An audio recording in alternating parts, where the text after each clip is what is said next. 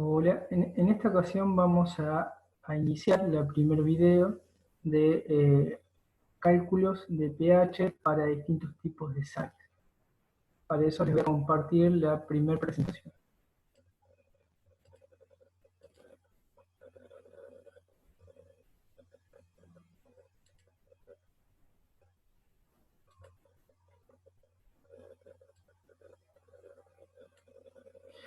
Bueno, en este caso vamos a hablar de solvólisis. ¿Qué es solvólisis? Lisis es ruptura, ¿sí? En realidad, en este caso es la reacción que hace el soluto con el disolvente en donde se encuentra. Y más precisamente cuando vamos a hablar, en este caso de pH de sales, lo vamos a hacer en solución acuosa, por lo que este tipo de solvólisis lo vamos a llamar hidrólisis. Hidrólisis sería lisis, sería la ruptura de la molécula de agua, en donde normalmente vamos donde se va a romper el agua en protones y oxidrilos. Veamos un caso. Este caso, por ejemplo, podemos ver el anión A negativo, que puede ser la base conjugada de un ácido débil, donde reacciona con el agua. Esto actúa como base, toma un protón, transformándose en Ha, la base débil, y oxidrilos. Pero lo importante que pueden ver acá es que hay una ruptura de la molécula de agua, en el cual este anión negativo toma el protón, actuando como base. Esa es la secuencia que vamos a ver en los distintos análisis de pH de sales. Por lo que, dependiendo de cómo esté conformada la sal, la podemos clasificar en 4 tipos. Sales de base fuerte y ácido fuerte, en donde uno cuando construye la sal, la reacción de neutralización lo hace a partir de un ácido fuerte y una base fuerte. Por ejemplo, el cloruro de sodio, en donde tenemos el catión sodio proveniente de una base fuerte, como podría ser el hidróxido de sodio, y el anión cloruro proveniente de un ácido fuerte, que podría ser ácido clorhídrico. Sal de base fuerte y ácido débil, en donde, por ejemplo, tenemos acetato de sodio. El sodio es el catión proveniente de hidróxido de sodio, por eso es sal de base fuerte. Y ácido débil, el ion acetato proveniente del ácido acético, que es un ácido débil. Sal de base débil y ácido fuerte, que por ejemplo el cloruro de amonio, en donde el catión es el amonio proveniente del amoníaco, una base débil. Y el ácido fuerte, el anión cloruro, es proveniente del ácido clorhídrico, o sea, un ácido fuerte. Y la sal de base débil y ácido débil, cuando los dos provienen, tanto el anión como el catión, provienen de ácidos y bases débiles, como por ejemplo el acetato de amonio. Veamos el primer ejemplo. Sales de base fuerte y ácidos fuertes. Como habíamos dicho, vamos a tomar el ejemplo de cloruro de sodio, en donde está constituido por el ácido fuerte, que puede ser el ácido clorhídrico, y el sodio, el catión sodio proveniente del hidróxido de sodio. Por eso el cloruro de sodio podemos decir que es una sal que está constituida por un ácido fuerte y una base fuerte. Entonces, el comportamiento del cloruro de sodio en agua, si la sal de mesa, podemos decir que se disuelve en un 100%, se disuelve totalmente y se ioniza totalmente, tanto como el catión sodio como el iones cloruro, ¿sí? Lo importante es que se ioniza o disocia totalmente en sus iones, en este caso sodio y cloruros. El catión sodio no reacciona con el agua, porque recordemos que proviene de una base fuerte. La teoría dice que el catión sodio es una base, un ácido, tan débil que no reacciona con el agua. Si uno, por ejemplo, plantea esto, ¿sí? Si ve la posibilidad de que puede reaccionar con el agua, podría decir, bueno, el catión sodio más agua, me podría llegar a obtener hidróxido de sodio y por consecuencia protones. Esto, si uno lo puede ver a simple vista, sabe que esto no es factible. ¿Por qué? Porque en primera instancia tenemos hidróxido de sodio y que sabemos que es una base fuerte y tenemos protones. Y por segundo, y lo más importante, es que el hidróxido de sodio dijimos que es una base fuerte, entonces se disocia totalmente. No podemos tener hidróxido de sodio en solución acuosa que esté en su fórmula molecular, sino que está disociada. Así que esta reacción no sucede. El otro caso es el anión cloruro. En solución acuosa no reacciona con el agua, debido a que es una base muy débil. ¿Por qué es una base muy débil? Primero y principal, si recordamos un poco la relación de ácidos y bases conjugados, cuando dijimos que un ácido es muy fuerte, su base conjugada es muy débil, y la fuerza cuando decimos que es muy fuerte o muy débil, estamos hablando de la capacidad que tiene para liberar o atrapar protones. Entonces, si decimos que es una base muy débil, significa que no tiene capacidad prácticamente de tomar protones. Pero si uno se lo plantea de esta forma, diríamos que el ion cloruro más agua podría llegar a formar ácido clorhídrico y por consecuencia oxidrilos. Esto no es posible. ¿Por qué no es posible? Porque como dijimos, el ácido clorhídrico es un ácido fuerte y se disocia totalmente. Entonces no podríamos tener ácido clorhídrico en su fórmula molecular, ¿sí? En moléculas en disolución acuosa. Entonces, como resultado de esto, podemos decir que ni el catión sodio ni el iones cloruros reaccionan con el agua. Entonces, si ninguno de los dos reaccionan con el agua, los iones hidronios y los iones oxidrilos que hay en una solución de cloruro de sodio es solamente la que está proveniente del agua. ¿Sí? Como podemos ver, el agua tiene iones hidronios y iones oxidrilos. Cuando vimos la constante de K-Water, el producto iónico del agua. Entonces, como solamente tenemos presencia de iones hidronios y iones oxidrilos solamente por el agua, porque el sodio y el cloruro no reaccionan, ¿sí? El catión sodio y el anión cloruro no reaccionan, entonces el pH para este tipo de sales, constituido por sales de base fuerte y ácidos fuertes, son pH neutros. ¿Sí? ¿Por qué? Porque este tipo de sales no se hidrolizan con el agua, no reaccionan con el agua debido a que son cationes y aniones que no provenientes de ácidos y bases fuertes, que no reaccionan con el agua. Entonces esto es muy importante recordar. Vamos al segundo caso de sales de bases fuertes y ácidos débiles. En este caso consideramos una disolución de acetato de sodio. El acetato de sodio es la sal de base fuerte compuesta por el catión sodio, como habíamos dicho, que proviene del hidróxido de sodio, y el anión acetato, que proviene del ácido débil del ácido acético. Así que todo el mundo lo conoce como ácido débil. Entonces, el acetato de sodio es una sal de base fuerte por el catión sodio y ácido débil por el ion acetato. Como dijimos, las sales en solución acuosa se disocian totalmente en agua, ¿sí? El 100%. Es decir, que la concentración que tengan van a pasar cada uno de sus iones en forma total, el 100%. En catión sodio y en ion acetato. Como habíamos dicho en el slide pasado, ¿sí? en la presentación anterior, es que el sodio, como es un catión que proviene de una base fuerte, no reacciona con el agua. ¿Y por qué? Porque se considera un ácido muy débil, porque es el ácido conjugado de una base muy fuerte.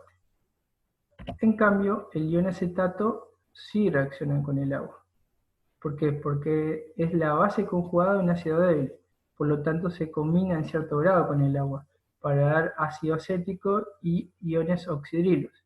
Por lo tanto, la disolución se vuelve básica. El resultado puede escribirse de la siguiente forma, ¿sí? Acá vemos que el ion acetato, como es la base conjugada del ácido acético, un ácido débil, puede reaccionar en cierto grado con el agua, ¿sí? Acá le ponemos una constante de basicidad porque es una base, tiene la capacidad de atraer protones y formar ácido acético y oxidrilos. Acá ya podemos ver una hidrólisis del agua, una ruptura de la molécula de agua. ¿Por qué una ruptura? Porque los protones pasan a ser parte del nuevo ácido acético y me quedan oxidrilos. Entonces, esto me da, como me marca acá muy importante, es que todos estos tipos de sales de base fuerte y ácidos débiles poseen un pH mayor a 7, ¿sí? Poseen un pH básico. Pero para que todo esto cierre un poquito mejor, vamos a ver un ejemplo. Vamos a calcular el pH del cianuro de potasio, ¿sí? 0,1 molar, ahí me da la constante de acidez del ácido cianhídrico, que tiene una constante de acidez 4 por I a la menos 10.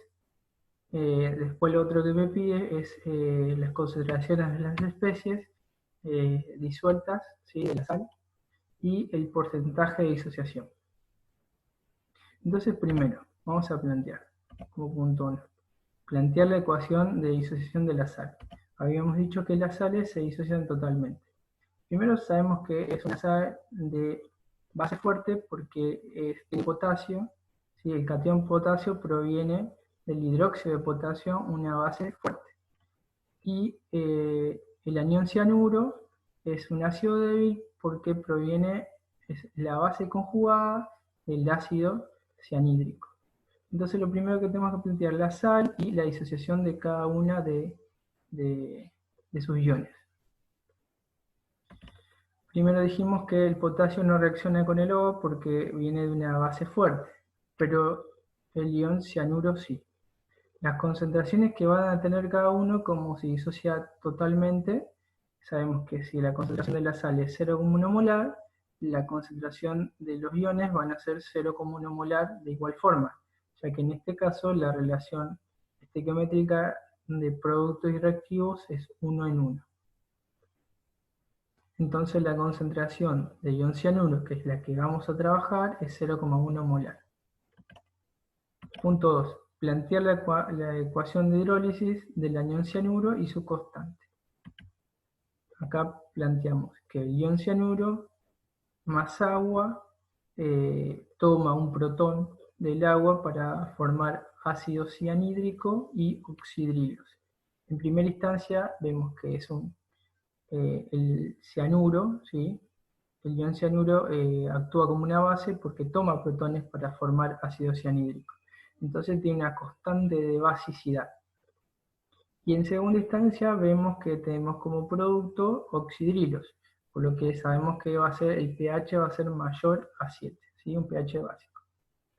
En la segunda línea, debajo de la reacción, vemos planteado cómo sería la relación molar o de concentración en equilibrio.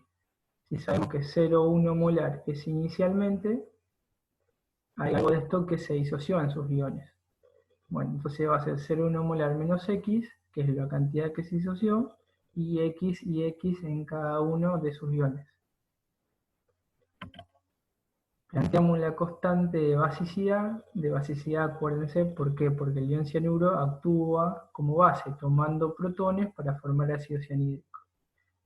Planteamos la constante de basicidad, la concentración del ácido cianhídrico por la concentración de oxidrilo dividido la concentración del cianuro. Punto 3, determinamos la constante de basicidad del ion cianuro, ¿sí? Y reemplazamos los datos en la constante. Como habíamos visto en los videos anteriores de relación que hay entre un ácido débil y su base conjugada o una base débil y su ácido conjugado, sabemos que hay una relación. ¿La relación cuál es? Que K-water es igual a la concentración, perdón, a la constante de acidez por la constante bacteriana.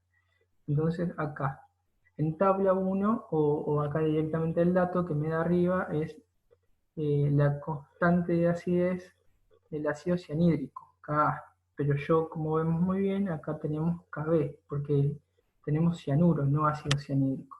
Y el cianuro actúa como base. Entonces necesitamos la constante de basicidad. Como yo tengo la constante de acidez, entonces voy a plantear que la constante de basicidad es igual a la constante de K-water dividido la constante de acidez del ácido cianhídrico. Y eso es igual a la concentración de productos sobre reactivos. Reemplazando estos datos, K-water es 1 por 10 a la menos 14 dividido 4 por 10 a la menos 10, que es el valor que me da de constante de acidez. Eso es igual a x cuadrado, porque tenemos que los productos no lo conocemos, dividido la concentración de reactivos, que es 0,1 molar, menos x lo que se disoció. Acá, igual que en los cálculos cuando hacíamos de ácido débiles, podemos despreciar la cantidad de la concentración que se disminuye inicialmente, ya que es muy pequeño y a fines prácticos no nos va a interferir mucho en el resultado del cálculo. Quizás a fines teóricos uno podría plantear en este caso una ecuación cuadrática, pero a fines prácticos para determinación del pH lo podemos directamente despreciar. Entonces x nos va a quedar como la raíz cuadrada de la constante de K-water, 1 por 10 a la menos 4, dividido la constante de acidez del ácido cianhídrico, 4 por 10 a la menos 10, por la concentración, que es 0,1 molar. El valor de x es 0,016, o 1,3 por 10 a la menos 3, en notación científica. Y eso podemos ver que es el valor de x, y el valor de x es la concentración de oxidrilos. Con esto podemos calcular el menos logaritmo de este valor, me da pOH. Y 14 menos pOH me va a dar el primer resultado que me estaba pidiendo, que es el cálculo de pH, que es 11,2, ¿sí? Un pH básico. Como habíamos anticipado inicialmente, esta solución de cianuro de potasio va a tener un pH básico por la presencia del ion cianuro, ¿sí? que es una base débil, o la base conjugada del ácido cianhídrico. En estos casos que nosotros podemos despreciar esta X que habíamos tachado en el proceso, porque tiene una disociación muy baja y la concentración es muy baja, podemos directamente formular o realizar una fórmula para este tipo de sales. Para este tipo de sales de base fuerte y ácido débiles, podemos decir como fórmula que la concentración de oxidrilos, ¿sí? Siempre de oxidrilos porque dan oxidrilos, este tipo de sales de base fuerte y ácido débil, es igual a la constante de K-water dividido la constante de acidez por la concentración de la sal. K-water por la constante de acidez siempre lo ponemos porque el anión que está trabajando es la base conjugada de esa constante de acidez.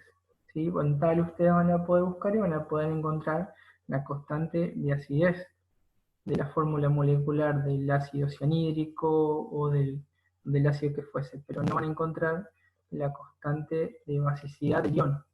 Entonces por eso tienen que despejar K-water dividido K por la concentración de la sal, ¿sí? Esta fórmula se puede usar para el cálculo de este tipo de sales. El punto B me pedía las concentraciones de las especies.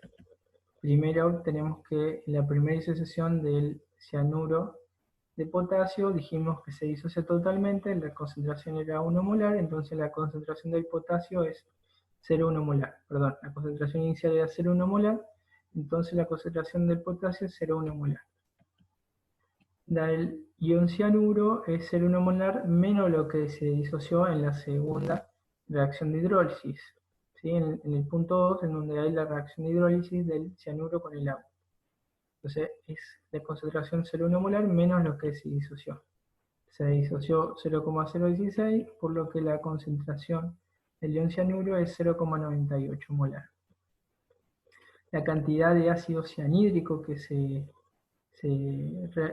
formó con esta hidrólisis y la cantidad de oxidrilos son iguales, porque la relación es 1 en 1, 0,016. Y como es una solución acuosa, podríamos determinar la cantidad de iones hidrógenos. Acá simplemente utilizamos la ecuación que K-Water es igual a la concentración de iones hidrógenos por oxidrilos. Como tengo la de oxidrilos, entonces despejamos. Y me queda como resultado que concentración de iones hidrógenos es 6,25 por 10 a la menos 12. Es muy poco porque estamos hablando de soluciones básicas, entonces es obvio o es de conocer que voy a tener muy poca cantidad o muy poca la concentración de iones hidrógenos. Acá tenemos las concentraciones de todas las especies ordenadas, ¿sí? Desde la mayor concentración a la menor: potasio, cianuro, ácido cianhídrico, oxidrilos y iones hidrógenos. Y el último punto que me está pidiendo este problema es porcentaje de disociación. Eso es muy fácil. Es la cantidad que se disoció dividido la cantidad inicial que teníamos por 100, para hacer en porcentaje. O sea, 0,016, que es la cantidad que se disoció, que formamos de oxidrilos o ácido cianhídrico, dividido 0,1, que es la cantidad de cianuro que teníamos originalmente. Eso me da que el porcentaje de disociación es de 1,6%. ¿Esto qué quiere decir? Que 1,6% es el porcentaje de cianuro que reacciona con el agua haciendo hidrólisis, ¿sí? Para formar ácido cianhídrico. Solamente 1,6%. Pero este 1,6% fue suficiente para llevarme el pH de esta solución a 11,2. ¿Sí? Bueno, acá finalizó esta primera parte para sales de base fuerte y ácido débil. En los próximos videos vamos a ver los otros dos tipos de sales. Gracias.